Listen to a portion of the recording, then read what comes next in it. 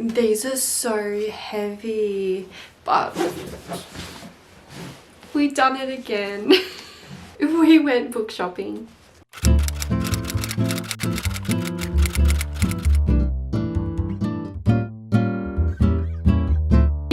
First videos at the start of the year, I did put myself on a book buying band. I went pretty crazy in December and January on books, and I did tell myself I didn't want to buy any until April. It is the start of April, but I made it. I made it. This is the first time I've ever stuck to a book buying band, and I probably should do it again. So starting off, we have quite a few books here to go through. I'm just going to do a quick rundown on what each book is and if I have any thoughts on them. So in today's stack, we have a bit of like romance books. We also have some fantasy, and we have a few other ones here and there, a couple of thrillers, young adult, series, etc. So I'm going to start off with the easy one, which are the fantasies. I am really loving romanticities, especially so far, but Light Lark, I already owned this. I did own it as a paperback, which I originally brought it when it first came out in Australia, but then the next year when Nightbeam came out, it came out as a hardback. And then I had to wait 12 months for the paperback, but that paperback got released when Skyshade was released, and that also got released as a hardback. So I finally found a hardback Light Lark. Now I can go buy the other two in the series.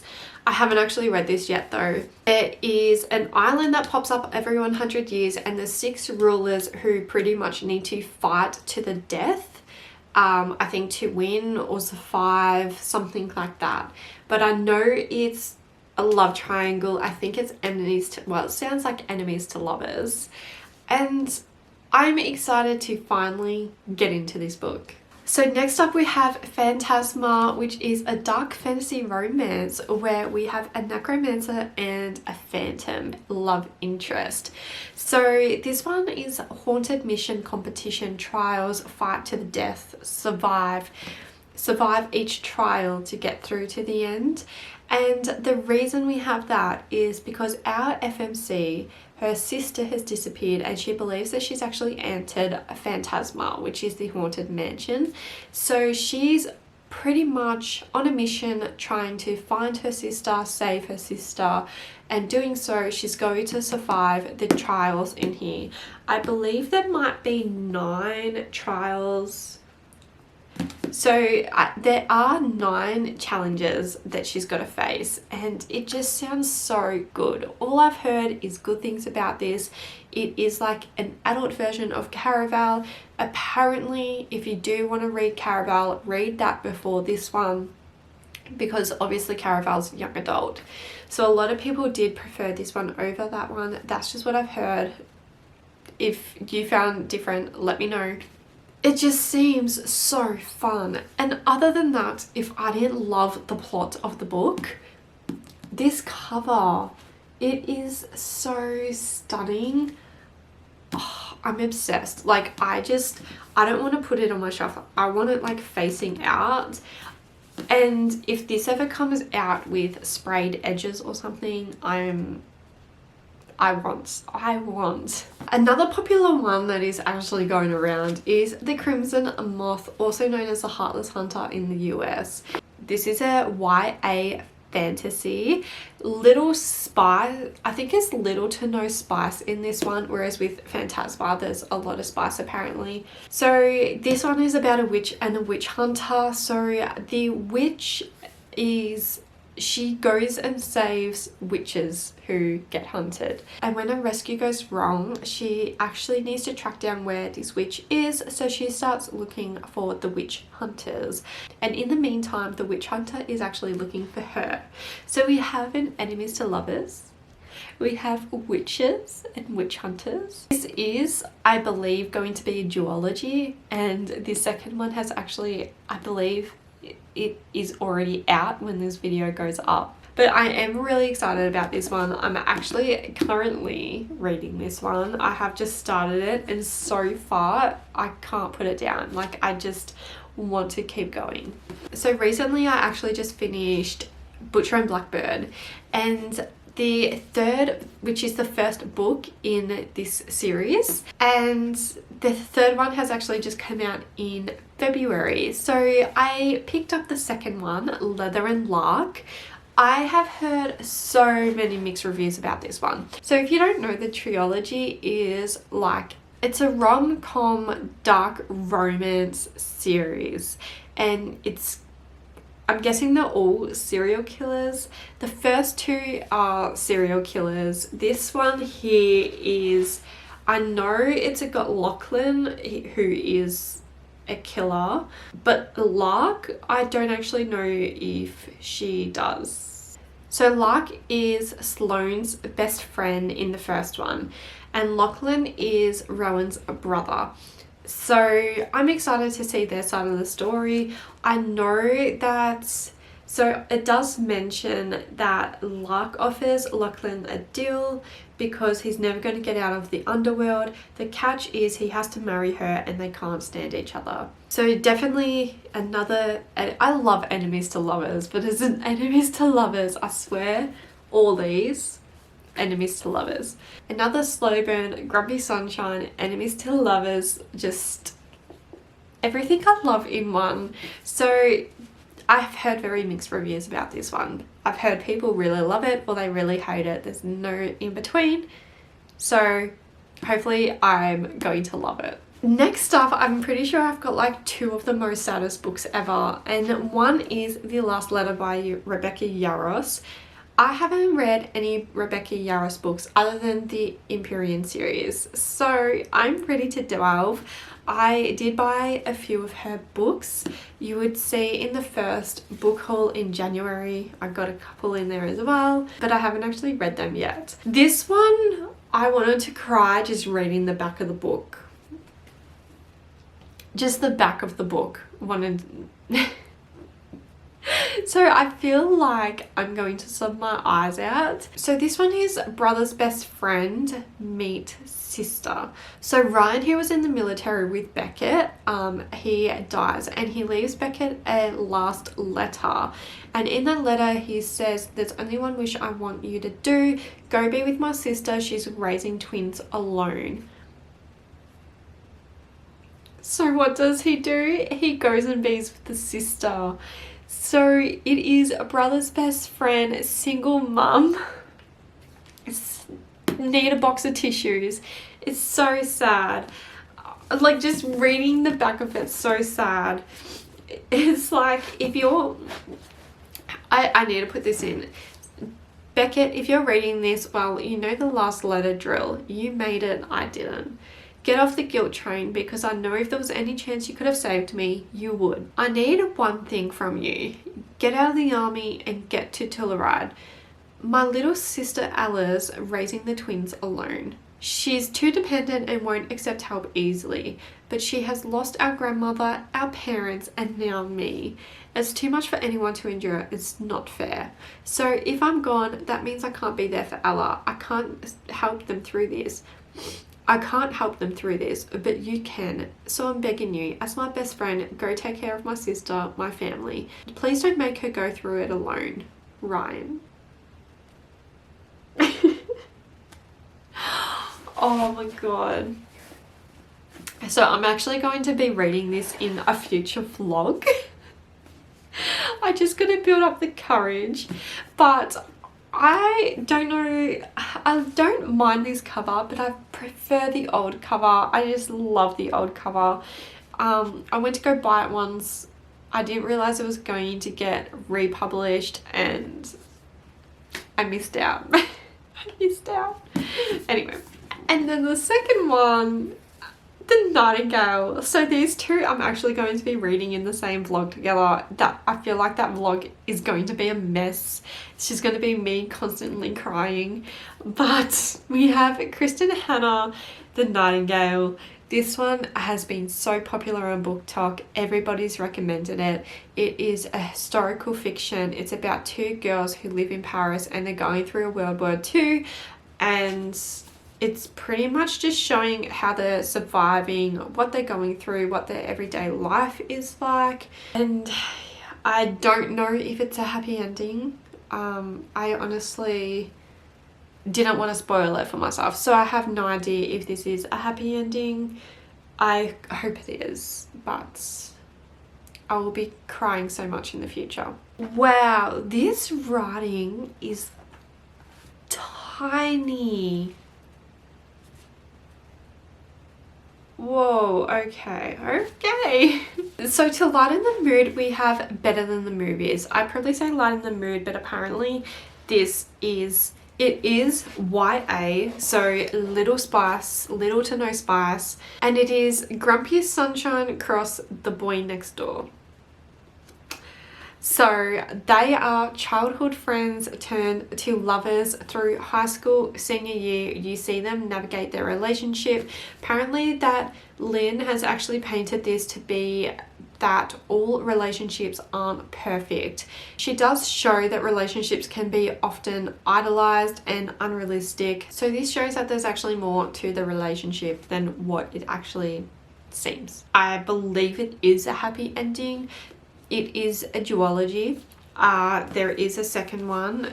I think it's only the two. I think it's just Better Than the Movies and Nothing Like the Movies. I do know that these two books are the same couple, but I don't know if Betting on You and The Do-Over is a part of, if it's like an interconnected series or not. But yes, so Liz has a crush on another guy, and that's who she thinks her happily ever after is, until Wes actually becomes friends with him and they hang out more often, and she starts to realize that they actually like hanging out together, and she starts questioning if Wes is her happily ever after or is the other guy the happily ever after. So this sounds just like a little fun one. And I feel like I need it after the last two books I showed you. So for the next one, I feel like I deserve a reward because I brought this one back in January, and this is the fourth book in the series, which I explained that in the video. I brought that one because it was half price, and I have now purchased the first one. So I have Consider Me by Becca Mack, which is a hockey romance. Guys, I have so many hockey romances on my shelf, on my TBR, that I just need to read. I need more time in the day so I can get through my TBR. I am buying books so much quicker than what I'm reading them. So we have a hockey romance, and this is a reformed F-boy where he actually falls first. She doesn't want him, and he's going to try everything he can to get this girl. This one I have heard mixed reviews about too. It is like 530 pages, so it is pretty thick, not going to lie. I've heard people say that it does drag on, it goes forever, it's too long, it could be like 150 pages less, but the rest of the series is really good. So we need to start somewhere. I don't know if I'm going to, I don't think I'm going to skip it. I can't skip books in series. It's like the Windy City series. People say to skip Mile High. I don't think I'd be able to. I'm going to read it. Anyway, same with this. I'm going to read it. But do you reckon I should do like a hockey romance reading vlog as well? Let me know, because I've got quite a few hockey romances. So I noticed that a lot of the books that I chose are ones that I had seen on TikTok, or like they were popular. They were really talked about, well known, highly recommended. And I was like, you know what? I'm going to pick one that I haven't seen before. So this is so funny. You'll know why in a second. I picked up this one, We Were Warned. And it turns out it got released in March 25. So of course I haven't seen it, but I'm still happy nonetheless. It sounds really interesting. So this one takes place in Fairport Village. So there was a murder that happened 20 years ago and that place got closed, and then another murder happened 10 years later and that place had only just been demolished. So before it gets demolished though, there is high schoolers who have a party and it turns out someone ends up dead in that night. Now the FMC is partying with a bunch of people who traumatize her and they need to get together and work out the night and their memories and see if they know anything, or because she remembers seeing something sus or mysterious, but she needs the help from these people. But because they traumatize her, she doesn't know whether or not she can trust them. So it sounds very, very interesting. I believe it is YA and it is a thriller and mystery. It is quite chunky. Like for a thriller mystery though, it is quite big. It's like 350 pages. So hopefully it's a good size. Normally these types of books I prefer like 250 pages, so we'll see. So last but not least, we have I'm obsessed with these. I'm so obsessed. Da da! We have the Magnolia Parks special editions. Have I read Magnolia Parks? No. But these are beautiful. These are so beautiful. They're like a cloth with gold foiling. I love them. And like the colors just, they're so stunning. I love them. And for the price, these were I think $45 each. So I was like, you know what? These are stunning. Even if I don't like the story, I love the book. And also they're really cheap, special edition in Australia. Like they're not bad. So inside them they have the cover, I meant to say cover art, but the opening arts, I guess, is it what you would call it? But it is stunning. It is front and back in the same picture, but obviously each book has a different pictures. So I'm obsessed. Now with Magnolia you're supposed to read along with Daisy Hates. I don't have Daisy Hates yet. I wanted to try and look up to see if Daisy Hates we're going to be getting. I would love it if Daisy got the same covers as these, except in like, I don't know, in like pink and yellow and orange, or just something to complement this would be so amazing. But yes, so I don't know what I'm going to do about Daisy Hates because I don't just want an ordinary book. I would love them to match. This one here sounds so sad. I actually read it's like before chapter 1, and it's like, how many loves do you get in a lifetime? How many people do you get to call yours? There are all sorts of love in this world, not all of them, but most of them are beautiful. Some are old, some noble, some brave. Others are dishonorable and weak and make you so by association. Some you can't ignore, they slow burn inside of you, never going out completely, but you're too scared to try, but you're too scared to dare try to fan that flame. And if time has taught you anything, it's that it doesn't matter, you'll love him forever anyway. I'm just going to place them down for a second, but Magnolia is a dysfunctional relationship. It has cheating, it has life triangles, it has toxicity, it has manipulation. No matter how stunning this looks, the inside isn't stunning. The inside sounds pretty brutal, to be honest. It's really sad. You cry, you get attached, you get emotional. But I have also seen people not love it because of the cheating trope, which I understand. That trope isn't for everyone. I actually haven't read a book with a cheating trope yet. So it will be a first for me unless I read one before this, but it will be a first for me. But I got to admit, I'm honestly really excited to read this. I'm really keen to get into this series, to delve into this series, to see what everybody is talking about, because I feel like I'm the only birdie out here that has no idea what anybody is talking about.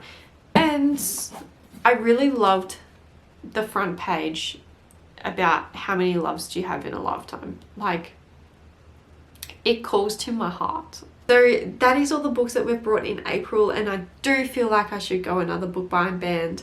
Yeah, so I think on the next one, if I read, I also just realized that in one of my videos I said I only want like 20 books on my shelf, on my TBR at a time. Let's see how many I have. And a series actually counts as one. Like, so like Magnolia, that counts as one. But if it's interconnected series and stuff like that, it's 2, okay?